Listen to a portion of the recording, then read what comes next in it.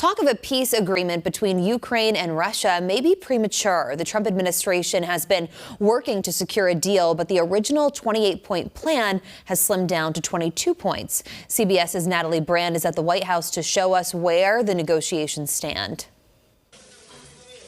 Firefighters rushed to evacuate families to safety after Ukraine says a new wave of Russian attacks targeted residential buildings and energy infrastructure.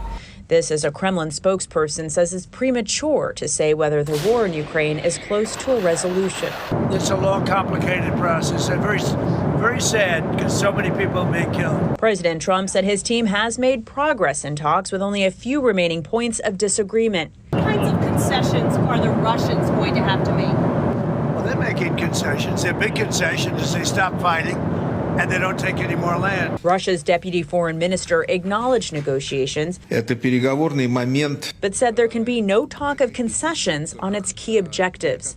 President Trump is sending Special Envoy Steve Witkoff to Moscow possibly next week and says Army Secretary Dan Driscoll will be meeting with Ukraine. Ukrainian President Volodymyr Zelensky says he's counting on further cooperation with the U.S. We are ready to move forward together with the United States of America with personal engagement of President Trump. The fast-moving negotiations come as Special Envoy Witkoff faces new questions after Bloomberg News obtained what it says was an audio recording of Witkoff coaching a Putin aide on how to talk to President Trump. Witkoff has proved to be quite pro-Russian.